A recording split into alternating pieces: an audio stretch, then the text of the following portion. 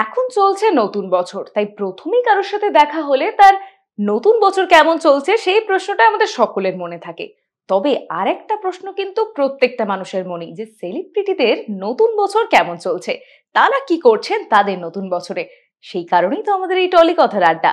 তবে যদি কোনো সেলিব্রিটি নতুন বছর শুরু করে নতুন জীবনের সাথে, তাহলে সেটা কতটা জমজমাট হবে।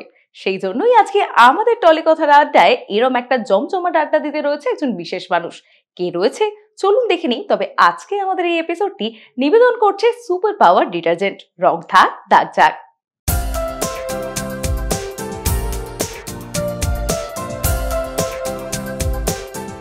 আজ আমাদের সঙ্গে রয়েছে আমাদের স্পেশাল গেস্ট অভিনেত্রী মল্লিকা ব্যানার্জি। দিদি, ওয়েলকাম টু টলি কথা।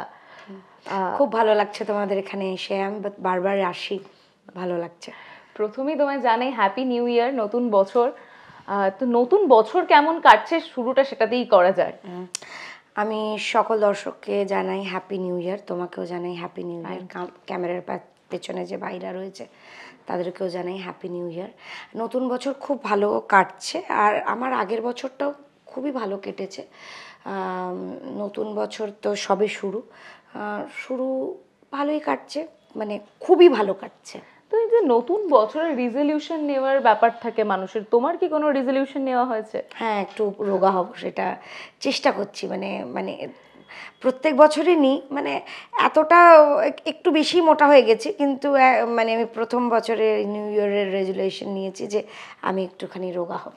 কমপ্লিট করা হয় রিজলিউশনগুলো বছরের শেষে?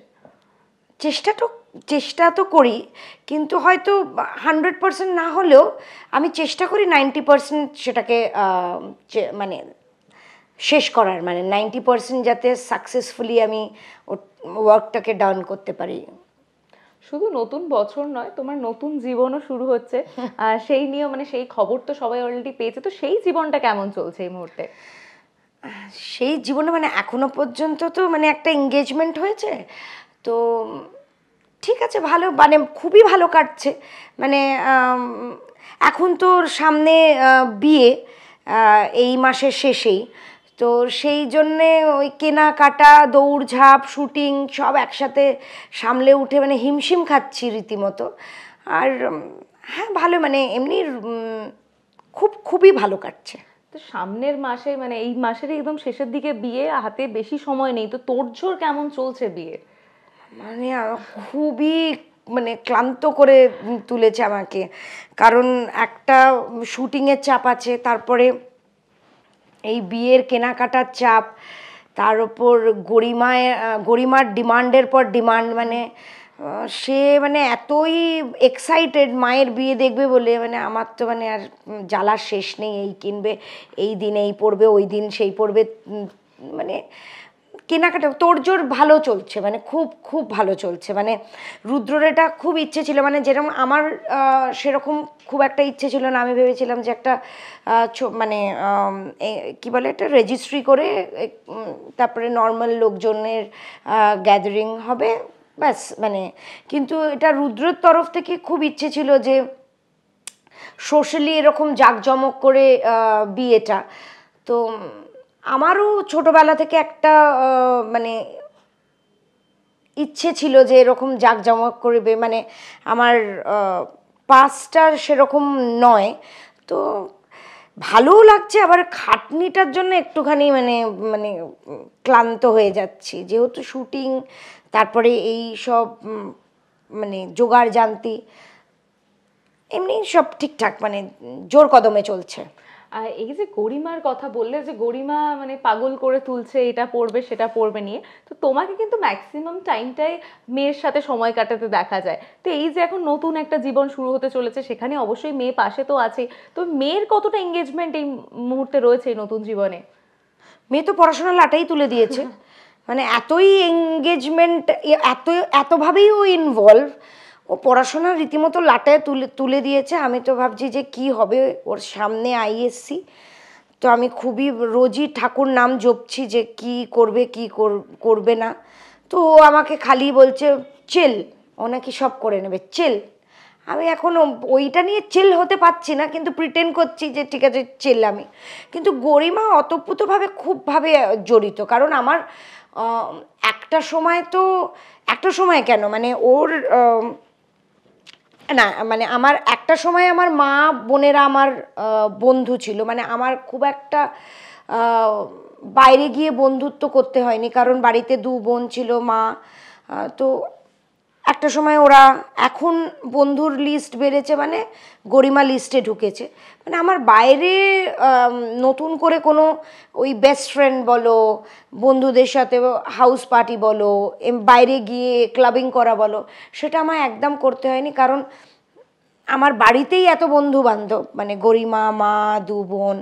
আর গরিমার সবসময়, এখন গরিমার সাথে এরম হয়ে গেছে যে আমি কফি খেতে ইচ্ছে হলে আমি আর গরিমা দুজনকে ডেট করি, যে চলো আজকের কফি খাবো, আজকের শপিং, মানে আমি গরিমাকে ছাড়া কোনো কিছু ভাবতেই পারি না। মানে আমি সেদিনকে গরিমাকে একটা কথা জানালাম, আমি একা একটা ঘুরতে যেতে চাই, হয় না যে একা নিজেকে মি টাইম, মানে আমি একা ঘুরতে যাব। হঠাৎ করে আমাকে এত অপমানজনক একটা কথা বললো যে একা ঘুরতে যাবে, বাজার যেতে পারে না একা, সেটাও আমাকে বলে যে গরিমা তোমার কি এখন পড়া আছে, তাহলে কি আমার সাথে একটু বাজারে যাবে? যে একা বাজার যেতে পারে না সে নাকি একা ঘুরতে যাবে, ঘুরতে গেলে আমিই যাব তোমার সাথে। ও গরিমা এমনভাবেই আমার সাথে, মানে এমনভাবেই জড়িয়ে আছে, মানে উই আর সোলমেট। কাজ চলছে, তার মাঝখানে নতুন জীবন নিয়ে যখন কথা বলছি, তুই প্রেমটা হলো কিভাবে, মানে প্রেমের শুরুটা কিভাবে? ঠিক তোমাকে বলি যে প্রেমটা কখন হয়েছে ঠিক আমি বলতে পারবো না, মানে এইভাবে আমি বলতে পারবো না, কারণ আমার তো অনেকটা রেসপন্সিবিলিটি জীবনে আছে বা ছিল। তো আমাকে এই ডিসিশনটা নেওয়ার আগে আমাকে আগের জিনিসগুলো ভাবতে হয়েছে, যেরকম গরিমা আছে, তারপরে ধরো গরিমা কিভাবে জিনিসটা মেনে নেবে, বা তার ফ্যামিলি গরিমাকে কিভাবে মেনে নেবে, বা সে কিভাবে গরিমাকে অ্যাকসেপ্ট করবে, বা গরিমা কিভাবে তাদেরকে অ্যাকসেপ্ট করবে, মানে এটা আমার সবচেয়ে ফার্স্ট প্রায়োরিটি ছিল, গরিমা কিভাবে অ্যাকসেপ্ট করবে। তো সেই জায়গা থেকে সব কিছু চিন্তাধারা করে যখন একটা জায়গায় এলাম, তখন দেখলাম যে দুজনের প্রতি একটা অ্যাটাচমেন্ট হয়ে গেছে। মানে হয় না যে ও বলে যে লাভ অ্যাট ফার্স্ট সাইট, তোমাদের কথা অনুযায়ী, মানে ওর প্রথম দেখাতেই হয়তো আমাকে ভালো লেগেছিল বা কিছু, আমার এইসব মাথাতেই আসেনি। মানে আমি যে নতুন করে জীবন শুরু করব এটা আমার কখনো মাথাতে আসেনি। প্রথমত গরিমা বলতো প্রথম থেকে, মা তো বলবেই, মায়ের তো একটা চিন্তা যে মেয়ে একা থাকবে, আমার মেয়ে চলে যাবে বাইরে পড়তে, তার মেয়ে কি করে, আমি একা থাকতে পারি না, তো তার মেয়ে কি করে একা থাকবে, তার তো সবসময়ই আমার মায়ের তো সবসময় ইচ্ছে ছিল যে আমার জীবনটা সাজিয়ে দেবে বা গুছিয়ে দেবে। কিন্তু তারপর থেকে গরিমার একটা প্রেশার ছিল যে করো। একটা সময় গরিমার হয়তো যখন একটু ছোট ছিল তখন গরিমা মনে মনে হয়তো ভাবতো যে মাকে, মানে আমি তো ওই যে বললাম soulmate, we are twin soul, মানে মাকে কি করে শেয়ার করব। তারপরে ও আমাকে বলতে শুরু করলো যে মা এটা বোকামি হয়ে যাচ্ছে, তুমি কিন্তু একটা লাইফে ডিসিশন নাও, কারণ এটা কিন্তু অনেকটা বড় জার্নি। কারণ আমি খুব ছোট বয়সে মা হয়েছি, আর যেহেতু গরিমা বড় হয়েছে, আর মানে যে বয়সে গরিমা বড় হয়েছে সে বয়সে, যা বয়স গরিমার, সে বয়সের মহিলারা অনেকটা বয়স হয়ে যায়, অনেকটা জীবন পেরিয়ে যায়। যেহেতু আমি খুব অল্প বয়সে মা হয়েছি, তো আমার গরিমা বলে তুমি একটা জিনিস বুঝতে পারছো না মা, তোমার জীবনটা কিন্তু অনেকটা পড়ে রয়েছে। মানে আমার এখনের বয়সে, মানে আমার অনেক বন্ধু বান্ধবীরা বিয়ে করছে, মানে তারা লাইফ সেটেল করে বিয়ে করছে, আমি অনেক ছোট বয়সে বিয়ে করেছি আর অনেক ছোট বয়সে মা হয়েছি। তো সেই জায়গা থেকে গরিমা বলল যে না, তোমাকে তো একটা ডিসিশন নিতে হবে। তার মধ্যে রুদ্র মানে লাইফে আসা, গরিমার দেখলাম রুদ্রর সাথে একটা অদ্ভুত অ্যাটাচমেন্ট হয়ে যাওয়া, সেই জায়গা থেকে একটা ওই কার্মিক কানেকশন হয়ে দেখলাম যে সব কিছু ঠিক যাচ্ছে, তো চলো ওইভাবেই প্রেমটা। এখন ও অ্যাটাচড, এটা কিন্তু তুমি বলতেই পারো, কারণ ও এমনভাবে অ্যাটাচড, ও ও এক এক সময় ফটো দেখে বলে তোমাকে, মানে রুদ্রকে বলে যে তোমাকে আমাকে এক দেখতে, মানে রুদ্রকে আর গরিমাকে এক দেখতে। গরিমা ফটো জুম করে বলে দেখো আমাদের দুজনকে এক দেখতে। তো গরিমার সাথে রুদ্রর কানেকশনটা টাচফুড, যে এত সুন্দর বন্ডিং। তো ওই দেখে আমার আরও সাহস হলো যে না ঠিক আছে চলো, সব কিছু যখন ঠিক যাচ্ছে তখন প্রেমটা ওইভাবেই, মানে ওরকম আলাদা করে কিছু নয়। আমি অনেকবারই রুদ্রকে ইয়ে করেছি, মানে ডিনাই করেছি, কারণ আমার বুঝবে হয়তো তোমরা যে আমার তো অনেকটা রেসপন্সিবিলিটি আছে, বা যেহেতু মেয়েটা রয়েছে তার কথা মাথায় রেখে আমি অনেকবারই রুদ্রকে না বলেছি। আর রুদ্রর অসীম ধৈর্য, ওই ধৈর্যর কাছে আমি হেরে গেলাম।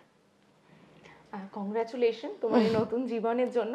এই মুহূর্তে তোমার কাজ চলছে 2 শালিকে, এবং একটা অদ্ভুত চরিত্র দেখা যাচ্ছে সেখানে, মানে নেগেটিভ শেডে তো তোমাকে দেখা গেছে, তবে নেগেটিভ শেডসরা মোটামুটি সবসময় অন্যের ক্ষতি করে বা একটু সাহসী হয়, কিন্তু এখানে নেগেটিভ শেড অথচ ভীতু। তো এই ধরনের একটা চরিত্র তোমায় দেখা যাচ্ছে, তো কেমন লাগছে সেটাতে কাজ করে? খুব ভালো লাগছে। মানে আমি আগে যে নেগেটিভ চরিত্রগুলো করেছিলাম সেখানে নেগেটিভ চরিত্র, যেরকম বললেন নেগেটিভ চরিত্র একজন মানে ভ্যাম্প উইথ কারেজ, ওটা সবসময় তোমরা দেখোই, ভ্যাম্প উইথ কারেজ মানে মানে ভিলেন মানেই তার অসীম সাহস থাকবে। আর এইখানে তোমরা দেখতে পাচ্ছ ভিলেন কিন্তু ভীতু। এটার মধ্যেও না একটা টুইস্ট আছে জানো তো, যে কিছু সময় বোকা থাকাটাও চালাকের পরিচয়, মানে কিছু সময় বোকা থাকাটাও কিন্তু চালাকের পরিচয়। তো সেই জায়গায় এই মহিলা কিন্তু, যে মহিলাগুলোকে তুমি দেখেছো আগে আমার চরিত্রে, এই মহিলাটা কিন্তু, এই ক্যারেক্টারটা কিন্তু সেই মহিলাদের থেকেও কিন্তু ডেঞ্জারাস। কারণ তুমি কাজ করছো কিন্তু লোককে দেখাচ্ছ যে আমি ভীষণ ভয় পাচ্ছি, কিন্তু আমি কাজটা করে দিচ্ছি, কিন্তু করে দেওয়ার পর আমি, মানে ধরো মানে কথার কথা, মানে আমি খুন করে দিলাম, দিয়ে বললাম আই এম সরি, আমার ভুল হয়ে গেছে। মানে এটা কিন্তু মারাত্মক একটা মানে শেড। আর যে লেখক বলো, প্রডিউসার বলো, ডিরেক্টর বলো, তারা এত সুন্দরভাবে গ্রাফ করেছে ক্যারেক্টারটাকে, মানে আমার ভালো লাগছে চরিত্রটা করতে, আমার খুব ভালো লাগছে চরিত্রটা করতে। এই যে নেগেটিভ শেডসের কথা বলে যে আগেও করেছি, তো আমরাও অবশ্যই দেখেছি তোমাকে ম্যাক্সিমাম টাইম একটা নেগেটিভ শেডের মধ্যে থাকতে বা নেগেটিভ চরিত্র করতে। তুমি তো এত মিষ্টি একটা মানুষ, তো ডিরেক্টরদের মানে চাহিদায় নেগেটিভ করো নাকি তোমার নেগেটিভ চরিত্র করতে ভালো লাগে? এইটা এক প্রকার চাহিদাই, মানে দেখবে যে যেটা নয় সেই অপোজিট ক্যারেক্টারটা ফুটিয়ে তুলতে কিন্তু খুব ভালো পারে। মানে যেমন ধরো আমি ভীষণ পজিটিভ একটা মানুষ, ভীষণ পজিটিভ একটা মানুষ। মানে আমার যদি মানে আজ সকালবেলা ধরো, আমি কথার কথা বলছি, মানে আমি ধরো এই বেরোনোর সময় ধরো আমি জল খেতে গিয়ে আমার হাতে থেকে কাঁচের গ্লাসটা ভেঙে গেছে, ধরো এই ইন্টারভিউটা বেরোনোর আগে হয়ে গেছে কিছু একটা, তো আমি খুব পজিটিভ থট নিয়ে বেরোই যে এর চেয়েও বড় হয়তো কিছু হতে পারতো, ছোটোর ওপর দিয়ে চলে গেছে। মানে আমি ভীষণ একটা পজিটিভ মানুষ। তো আমার যেটা ধরো নেগেটিভ যারা করে, আমি যখন কোনো নেগেটিভ ক্যারেক্টার শুনি, আমি না তার মধ্যে থেকেও যে মানুষটা কেন নেগেটিভ হলো, দেখবে জন্ম থেকেই তো কেউ খারাপ হয় না, বা জন্ম থেকে কেউ ধরো যে ক্রিমিনাল, ধরো যে দাগি আসামি, সে তো জন্ম থেকেই দাগি আসামি না, সিচুয়েশন তাকে এই জায়গায় নিয়ে এসছে। তো আমি ক্যারেক্টারটা বুঝি যে এই মহিলাটা এমন করছে কেন, কোন ক্রাইসিস থেকে আজকের এই মহিলাটার এই মানে এই চরিত্রটা। আমি যেরকম প্রথম যখন আমি এই 2 শালিক করি, আমি না ক্যারেক্টারটা শুনেছি, নিজের মধ্যে ভেবেছি, দিয়ে ভাবলাম মহিলাটার একটা, দেখবে ওই চরিত্রটা তুমি যদি গল্পটা দেখে থাকো, ছেলে মেয়ে নিয়ে দাদার বাড়িতে পড়ে রয়েছে, রোজই লাতিঝাঁটা খাচ্ছে, দাদাকে ইমপ্রেস করার চেষ্টা করছে, তার পেছনে কি আছে যে ওর যেই অভাবটা, মানে ওর তো একটা চাহিদা ছিল যে আমিও একটা ভালো থাকবো, ভালো খাবো, আমার ছেলেও ভালো পড়বে, আমার মেয়েও ভালো পড়বে। সেই জায়গা থেকে এই যে একটা অভাব, সেই জায়গা থেকে কিন্তু মহিলাটাকে খারাপ করে তুলেছে। যে আমাকে সোজা পথে দিচ্ছে না, আমি খারাপ পথে জিনিসটা আদায় করে আমার সন্তানদেরকে আমি বেটার রাখবো।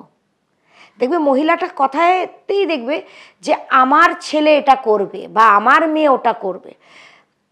আমার মনে হয় যে সব ক্যারেক্টারের মধ্যেই না একটা জাস্টিফিকেশন থাকে।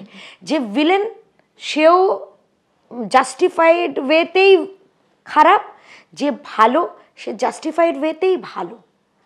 মানে সব ক্যারেক্টারের মধ্যে বা সব চরিত্রের মধ্যে, বা আমরা তো সবাই অভিনয় করছি, তুমি আমি আমাদের আশেপাশের সবাই, আমরা কিন্তু সবাই অভিনয় করেই কাটাচ্ছি।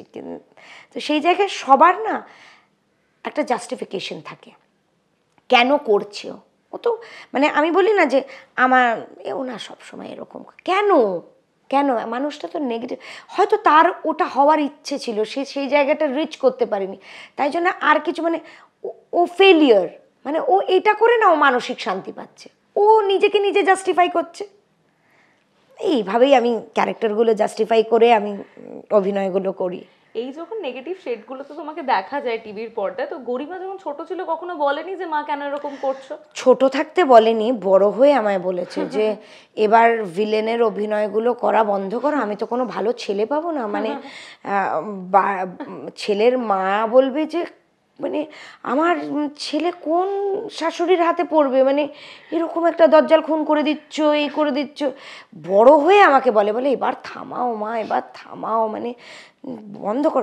যেরকম 2 শালিক যখন এলো তখন আমাকে প্রথম মা কী রোল, মানে ভিলেনের, আবার তো এই জন্যে তোমার জন্য মনে হচ্ছে আমার প্রেম আর কিছু হবে, মনে ওই হবে না। কিন্তু ওর বন্ধুরাও আমাকে ভীষণ ভয় পায়, কিন্তু নেই নেই নেই নেই উসকা মা পাগল হ্যাঁ, দেখ বলে দেখো না কেরাম চরিত্র করে, একে মেরে দিচ্ছে ওকে মেরে দিচ্ছে, নেই নেই নেই এরকম। ভালোই, বরঞ্চ ভালোই হয়েছে, এইসব রোল করে মেয়েকে প্রোটেক্ট করতে পারবো অ্যাটলিস্ট। আর I am very possessive about my Garima, আমি ভীষণ পজেসিভ ওর ব্যাপারে। শুধু তো সিরিয়াল নয়, সিনেমায়ও কাজ চলছে, নতুন বছরে কি নতুন কিছু কাজ আসতে চলেছে? হ্যাঁ, পিঞ্জর বলে আমি একটা সিনেমা করলাম। এর আগে আমি বহু সিনেমা করেছি, ভালো ভালো সিনেমা করেছি, তার মধ্যে হয়তো কিছু ভালো কিছু চলেছে হলে, কিছু চলেনি, সেটা অন্য কথা, অন্য ব্যাপার, অন্য স্ট্র্যাটেজি। কিন্তু আমি পিঞ্জর বলে একটা সিনেমা করলাম। লাকিলি রুদ্রজিৎ রায় ডাক্তার, মানে আমার যে হবু হাজব্যান্ড, সে কিন্তু প্রফেশনাল ডক্টর। তো মানে ওর ডাক্তারিটাই কাম্য, তার সাথে সাথে ওর একটা শখ আছে ফটোগ্রাফি করা, আর ভালো স্ক্রিপ্ট পেলে ডিরেকশন দেওয়া। তো ওর ডিরেকশনে আমি একটা সিনেমা করলাম পিঞ্জর বলে। মানে ও করেছে বলে নয়, মানে আমি ওর সিনেমায় পাঠ করেছি বা ও আমার হবু হাজব্যান্ড বলে আমি বলছি তা নয়। যখন সিনেমাটা হলে আসবে বা মানুষ লোকজন দেখবে, আমার সাথে হয়তো একমত হবে, আমি এতদিন পর একটা ব্রিলিয়েন্ট স্ক্রিপ্টে কাজ করেছি, ব্রিলিয়েন্টলি আমাকে সুযোগ দেওয়া হয়েছে অভিনয় করার। আর এত গোছানো আর এত মানে টাইট একটা স্ক্রিপ্ট আমি অনেক দিন পর মানে কাজ করলাম। মানে অনেক দিন পর আমি এরকম একটা মানে সুন্দর স্ক্রিপ্টে কাজ করলাম, সেটা আসতে চলেছে, মানে রুদ্র ডাক্তার কাম ডিরেক্টর। তো নতুন বছরে কি সেটা মুক্তি পাচ্ছে? হ্যাঁ, খুব মানে ইচ্ছে আছে যে নতুন বছরে, মানে যেহেতু এই বিয়েটা নিয়ে একটু ব্যস্ত রুদ্র, আমাকেও ডাবিং করার কথা বলেছিলেন, আমি এখন কিছুতেই কিছু করতে পারবো না, এটা হয়ে যাক, তারপর পরই এটা আসবে। তাহলে নতুন ছবি আসছে, নতুন জীবন শুরু হতে চলেছে, নতুন বছর একদম জমজমাট কাটছে, আগামী দিনেও কাটবে আশা করি। থ্যাংক ইউ সো মাচ এত ব্যস্ততার মাঝে আজকে আমাদের সময় দেওয়ার জন্য, আর তোমার নতুন জীবনের জন্য congratulation. Thank you so much, thank you. তোমরা আমাকে এত ভালোবাসো, বারবার আমাকে এখানে ডাকো, আর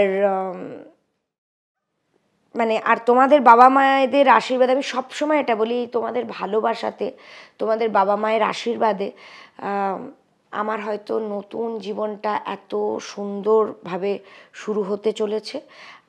মেয়েকে একটা জায়গায় নিয়ে আসতে পেরেছি, তারও সামনে পরীক্ষা, তোমাদের বাবা মায়ের আশীর্বাদে সেও হয়তো ভালো করবে।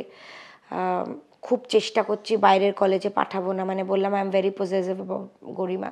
বন্ধুরা খুব বোঝানোর চেষ্টা করছে যে এবার তো মেয়েকে হাত থেকে ছাড়তে হবে, কিন্তু আমি মনকে এখনো মানিয়ে উঠতে পারিনি। আপনারা বলুন আমি কি করব।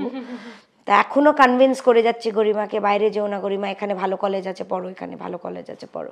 কিন্তু যাকগে, জোকস অ্যাপার্ট, তোমাদের বাবা মায়ের আশীর্বাদে, তোমাদের ভালোবাসায় আমি নতুন জীবনটাকে যেন এইভাবেই আনন্দের সাথে চালিয়ে নিয়ে যেতে পারি, হই হই করে আনন্দ করে যেন শেষ জীবনটা এইভাবে কাটিয়ে দিই। আর বুড়ো হয়ে গেলেও তোমরা ডাকবে, আমি এখানে বসে ইন্টারভিউ দেবো, সেদিনকে জিজ্ঞেস করবে যে আজকে তো 20 বছর বিবাহিত জীবন হয়ে গেল, এরপরে তোমার কি প্রতিক্রিয়া, এখানে যেন বসে বলতে পারি যেরকম 20 বছর আগে তুমি ডেকে আমায় বলেছিলে যে কেমন কাটছে, আমি বলেছিলাম ভালো, 20 বছর পরেও যেন আমি এটা বসে বলতে পারি আজকে দিনটাও ভালো কাটছে। একদম, থ্যাংক ইউ সো মাচ। তুমি এত সুন্দর কথা বলে যে কনভারসেশন শেষই হয় না, মানে মনে হয় আরো বলতে আশা করি আমাদের দর্শকদেরও আমাদের আজকের এই আড্ডাটা খুব ভালো লেগেছে।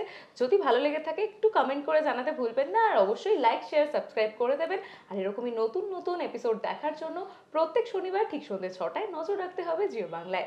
ধন্যবাদ, নমস্কার।